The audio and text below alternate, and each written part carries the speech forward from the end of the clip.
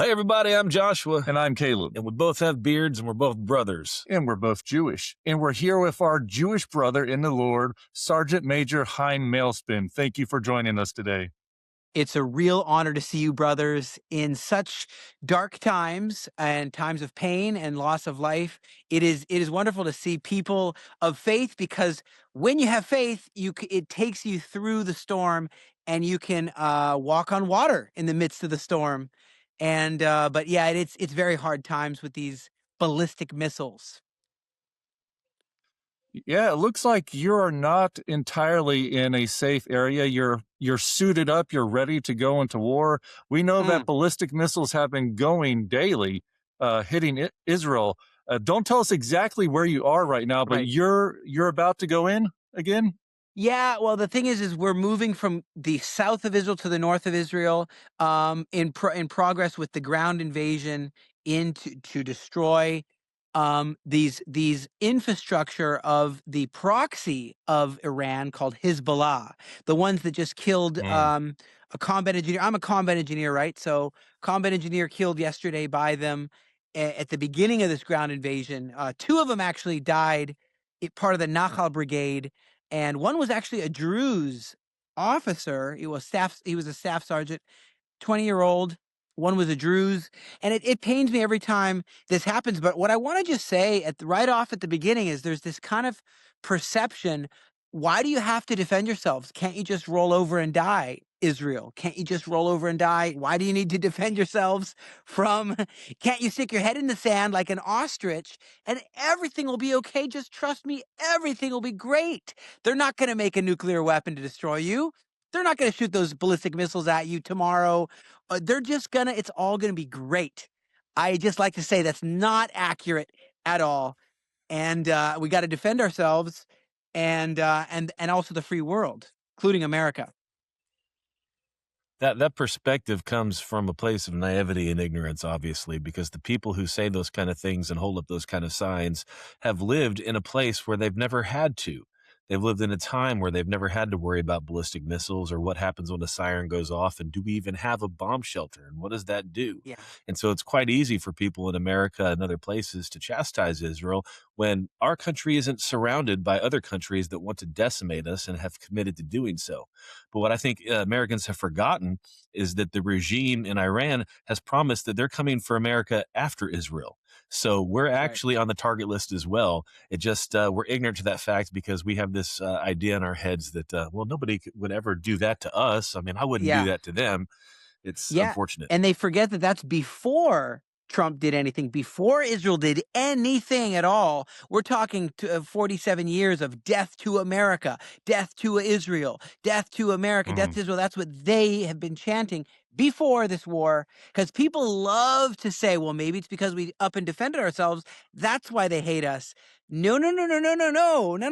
I like to use the example often of Osama bin Laden. And I say the Twin Towers in New York City, when they were hit, was the reason because we weren't so friendly, so cordial to the very wealthy, exceedingly wealthy, very wealthy, exceedingly wealthy bin Laden family? Is that why? Is it because we went into Afghanistan? No, that was later. Is it because we went into Iraq? No, this was after. What caused the Twin Towers to be struck by this bin Laden? It's because of the ideology or the belief system or the tyrannical Islamo-fascist, narco-terrorist, apocalyptic fantasies. That's why. People forget that quickly. Absolutely correct.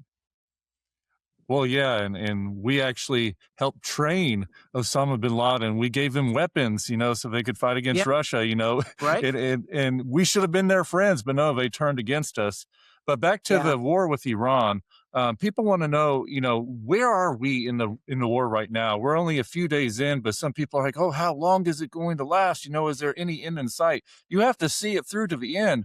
But in terms of your military understanding, where are we militarily in the war right now? Are we just beginning? Are we in the thick of it? What's going on? Yeah. Well, there's definitely a lot. Now, I'm not the number one geopolitical strategist. I'm a sergeant major. I lead troops. I'm a commander. I deal with tunnels, a lot of tunnels. And Hezbollah has a lot of tunnels that I have to deal with in the northern part of Israel. I've been dealing with them in the south for going on 900 days in the south of Israel, so they won't build up these munitions and attack us.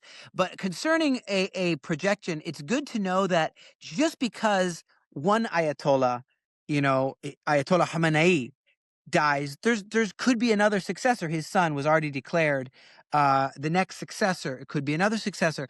Just because a leader different than Hitler, because Hitler, he had an ideology, and the minute Hitler was gone, it kind of fizzled out, sort of, or it hid. It changed its stripes. It changed its Nazi uniform. But that's another subject. But here, if it's a theology, if there's a theology attached to it, it is a little different. There wasn't a theology attached to Aryanism in Nazi Germany. They said kill all the Jews, just like they're saying kill all the Jews. There's similarities, but it's a little different because they have a theology.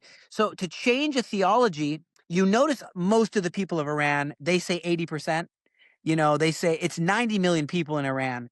They say 80% or so doesn't want anything to do with the regime. But still the little 20%, let's just say 20 million people, let's just say. That's still a lot of people. All of Israel is what, 10 million people?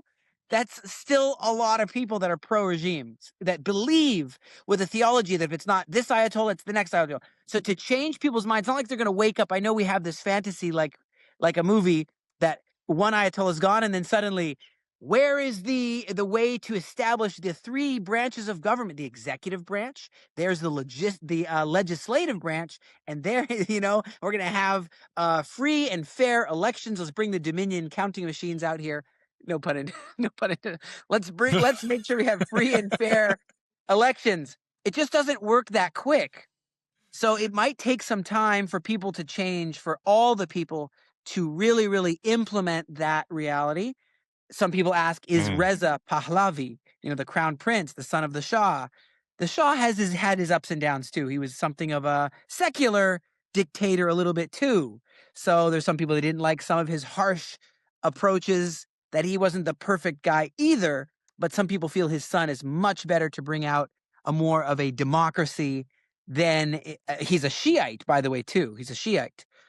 He's not like a Christian, but people see his love for Israel and they see he's different and that he could bring it. But does he have the sway? Does he have the force? So all these are factors. Even if you knocked all the ballistic missiles out, you'd still have a job to change hearts and minds. But I'd say that the good news, unlike Afghanistan, if you remember, Rambo was there training the Taliban. That's what Rambo was doing in the movie. He was training the Taliban how to fight. Now, who would have known? I don't blame America. I don't blame ourselves. We helped start the Hamas back in the day. We're like, they'll be an ally. Let's help them. It just doesn't. I think we're all learning. All of us are learning. If you give the Taliban tons of money and weapons, and you give the Hamas tons of weapons and money, and you give, like Obama, Iran billions, unfreeze billions, it doesn't produce peace. It does not produces anything but peace. So my answer is, you have a few factors. Could the Shah come in or someone else? There's another group, Mujahideen al-Khalq, who hates the regime, attacks the regime, tried to assassinate Ayatollah back in the day. They also hate Israel and America. Just so happens they're also hate. So you don't want them in either. You don't want another similar regime to take over. So there's a lot of factors about setting up a proper thing. But I would just say they're going to run out of that. We've already hit maybe 50, maybe 60% between U.S. and Israel, taken out a major amount. Now, there's a lot of it still hidden in the mountains, drones, cruise missiles, cluster bombs, and intercontinental ballistic missiles, which eventually would put a dirty bomb on there, nerve agents on there, would eventually put a nuclear weapon on there, and would eventually hit America. That's the thing. I think it's good to keep remembering that is what they said they would do. Look at the damage they're already doing. Look at what they would have done if their apocalyptic Islamo-fascist, narco-terroristic regime would have continued to grow.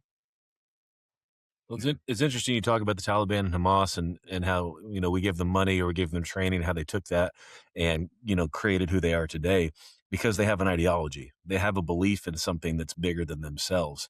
And in America, the prevailing mantra today is look to yourself, look inside of you. You're the only truth you have. And so what happens in America when you give somebody a lot of money and power, they just make their life better and they become lazy.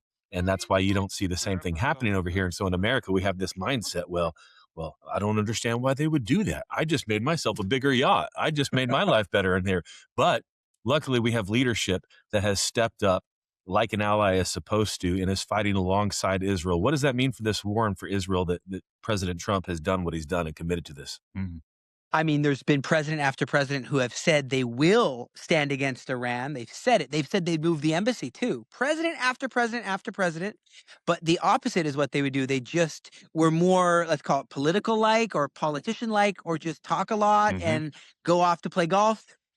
Trump knows how to play golf, but he certainly knows how to do a lot more as well. And he's a man of his word. You got to hand it to him. He's a man of his word and he's bold. And you got the combination of Jew and Gentile. You've got Netanyahu and you've got Trump, and together they're so bold. I mean, I was thinking, if any one of us on this interview were called upon to say, you may lose thousands of your citizens in a very small country, you may lose thousands of them. I'm talking the first time we struck Iran. Will you go and stop their nuclear program? Will you take out their nuclear program? We don't even know if our bombs can get that deep.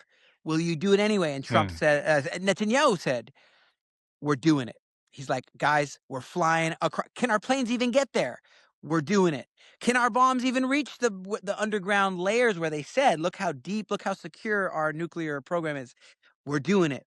We may lose thousands upon thousands upon thousands. All these ballistic missiles are going to be hitting us. We may not be able to stop them. We don't know if Iron Dome is good enough. We're doing it. And the same with Trump. He's there. Everyone and their brother can convince why it's better to stick your head in the sand and just, you know, a lot of Jewish people did this in the time, and this is very sad to say, a lot of Jewish people did this in the time of Hitler, where they said, he's crazy. He's crazy. Let's go to the deli and talk about it. These people, Hitler's Mhm. crazy. I'm doing a kind of New York accent there. And, you know, he's crazy. It'll blow over. It didn't blow over. You No, it gotta didn't. deal with stuff, and we Uh, don't like to. Yeah. We'd rather what is it, the Jewish way is where you have, like in a yeshiva, you go and you sit and you discuss and you have opposing mm, opinions and havruta in Hebrew, havruta, I don't know how to say it in English. You have a havruta and you discuss things. mm. Action is needed, and Trump and Netanyahu Yes. took action, and I'm very happy about that. I know that Lebanon may not be as easy either as it looks. They've got a lot of Mm. 5,000 missiles, 50,000 fighters, another reserve of a bunch of thousands of reservists, and they're very determined not to leave. The Lebanese army said, please leave. Please don't continue this murderous agenda. Yes. And we had hoped that they'd say, look, the pressure's mounting, the stakes are high. We might not get rearmed from Iran anytime soon. Our bosses in Iran, in Tehran, are kind of not able to rearm us right now. So maybe we'll choose a different profession. Maybe we'll take up Mm. golfing instead of let's murder everybody in Israel. But it turns out that's not what they wanted to choose. They're like, no, you know, so I did want to say this is that I believe that whoever watches this can be part of the right side of history, the good guys and Yes. girls who are standing on the right side of history. How? Well, there's many ways. One, I'd say start by praying. And I mean Mm. praying. You can get online. We even have right here in the Galilee, we have next to the bomb shelter, we have an online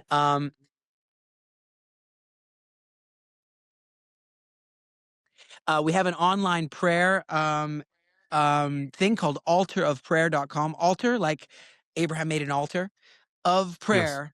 prayer.com. And then, of course, we have a physical prayer house where people are praying in the bomb shelters as rockets are falling. And I want you to know, even as we're speaking, rockets are hitting Israel. You might not see it right now, but I want you to know, as we are talking, bombs are hitting all over Israel. And at any moment could hit right here. We got to run inside there. That's the reality we're living in.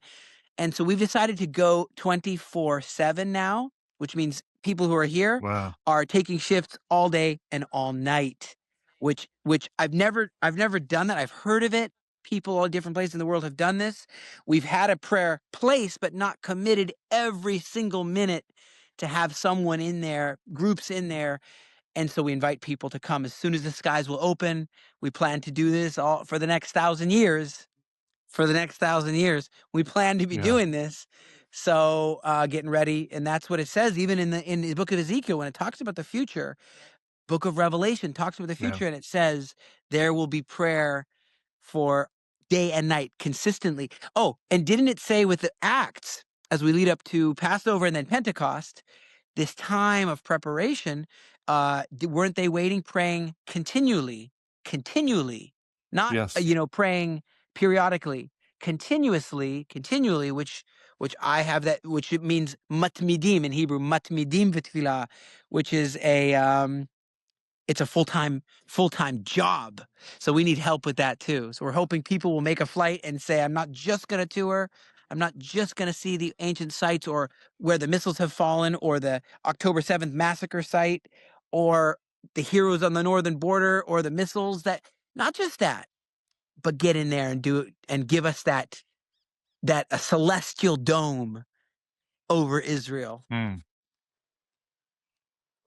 That That's very important, Chaim, and most people don't understand what praying without ceasing means. They're being in a constant attitude of prayer and intercession, especially for the Jewish people, which we're called to pray and stand on behalf of you guys, and we're going to promote that to our Right. audience as well. But I think there's still, from our side of the pond, a misperception of Israel and what they're doing to defend themselves. One of the big news stories that is pushing and permeating even the church today is how Israel bombed this oil refinery in Iran. I said, oh, but that's not necessary. Why did they have to do that? Oh, it's causing all these problems. And they're only saying that because our gas prices have risen. And it shouldn't make any sense because we're not getting our oil from Iran. They're sanctioned to even sell their oil, but we're still complaining about that. Please explain to us the necessity of why Israel had to bomb that oil refinery plant. Now, the way that we explain it is factories that are producing these missiles. Okay, there's a difference between a refinery or a purification Okay. factory and a Mhm. reserve of oil, an oil well, an oil well. A refinery is Mm. not an oil well. It's two different things. It's important to know. And when you're doing a refinery, that is how you get all your money. That's how you fund your thing. You package these barrels, you refine them so they're usable. Regular crude oil, you can't really use it. You have to refine it to be usable in your Yeah. car. So that process is something that doesn't mean we're trying to hurt the country, because the country should remain and they should have oil and the people need that. But right now they need to surrender. And right now they need to stop producing those missiles and they need their factories to stop making those missiles. And when that refinery is going, it's generating their ability to make these ballistic missiles to continue to Mm. rearm the troops. But you take that out, you give a pause, you're putting a pause button until they rebuild it. You're putting a pause button. And now I know some epic things happen, like, for example, things that weren't planned. For example, then some of the oil was falling like rain, oil, fiery oil, Mhm. and some guy in CNN was showing some of that. And then somewhere in the sewers, some of that oil that flew out went into sewers. Then it ignited on fire, exploding a bunch of sewers. Wild stuff. I mean, we're looking at wild things happening. War is never good. I'm not one that likes war. We want peace, but sometimes you have to be a good shepherd, and in order to protect the sheep of your pasture, you have to leave these 99, go and rescue them like we did in Gaza, and go and fight the wolf in his lair.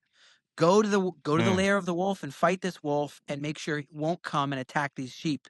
Not just wait till it comes at you. That's what we've done for all these years, last 47 years, is just waiting and telling the UN, guys, look at, they're almost getting their nuclear warhead. And later again, guys, we've been able to cyber attack them. We do what was called Stuxnet, which we did this way back in the day to delay them. Way back in 2000, and I don't remember what it was, we sent a virus by the computer. Oh no, okay, really fast. The Stuxnet, you can research this. It was offline. It was in a mountain. There was no way to hack it. No way to hack it Yeah.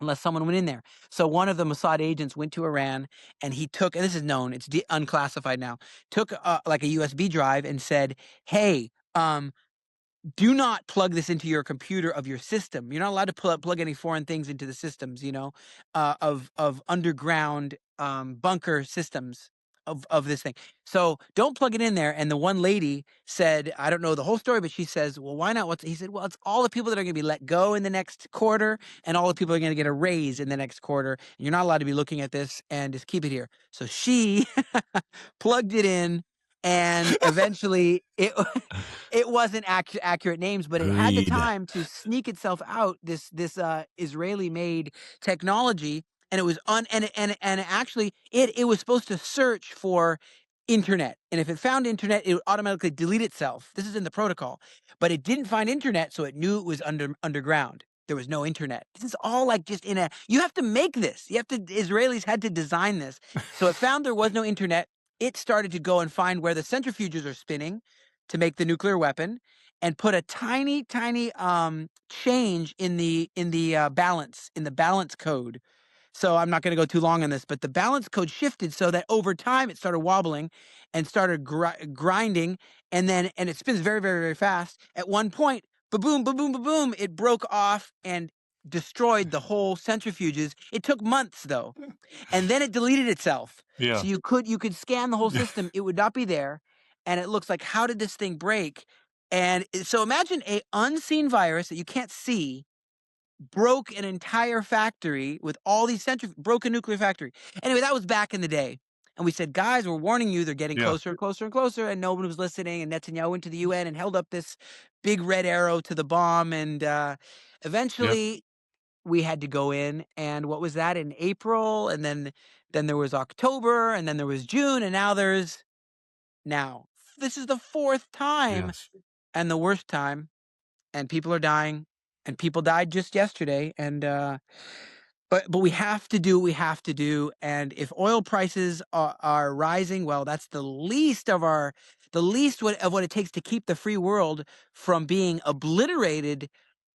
Like, America also doesn't have the same, maybe Trump's going to get it, but doesn't have the same Iron Dome or Arrow 3 or Iron Yeah. Beam that we have. And so I'm excited to see America and Israel work together on many, many, many, many things, bringing peace, actual peace to the Middle East, bringing Saudi Arabia into the Abraham Accords, bringing peace and prosperity to a free Iran where women aren't going to get beat to death because the hijab isn't covering exactly all the hair, and not going to get acid on the face, and they're going to be battery acid.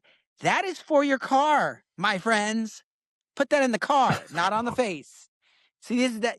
I sometimes think maybe some of these Iranian demon-possessed people, brainwashed people, just get confused the difference between a person and a Lego person. That's a Lego person.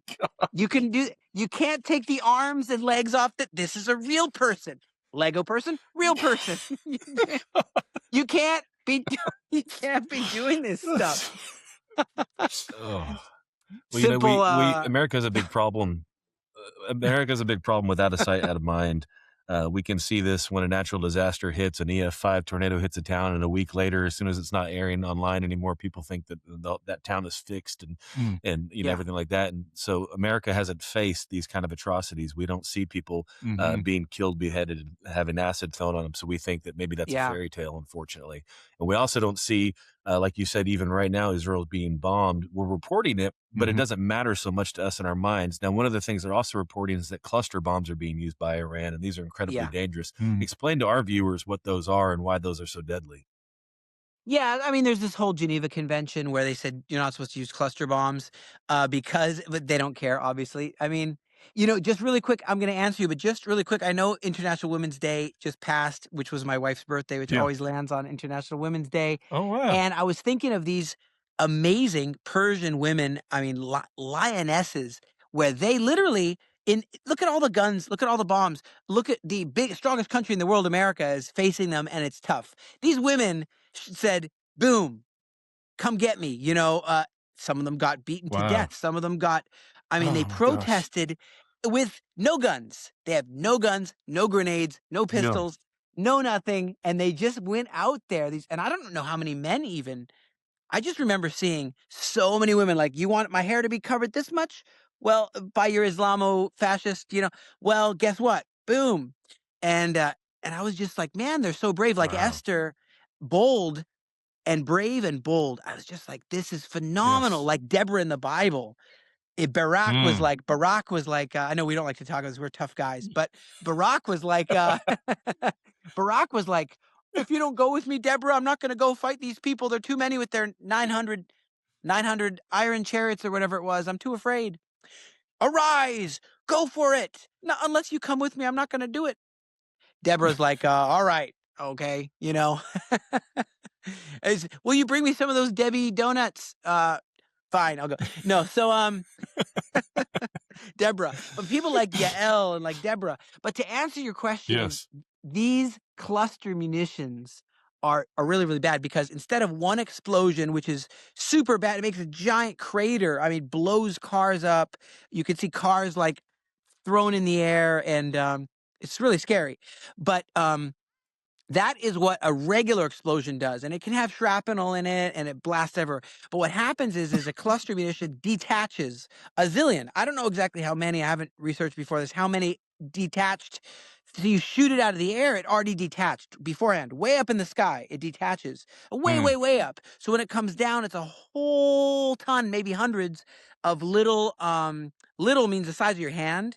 Explosives, which Mm. are different than trying to hit a military target. It just shows you where they're at, because cluster munitions would be used to kill people, lots and lots of people. Whereas if you're trying Yeah. to get like a single, like a military asset, like a rocket launcher, you're going to want to make a big blast, but some kind of military target. But if you're just wanting to wipe a ton of people out, then you're going to use a bunch of little clusters like the size of your hand, which blow people up.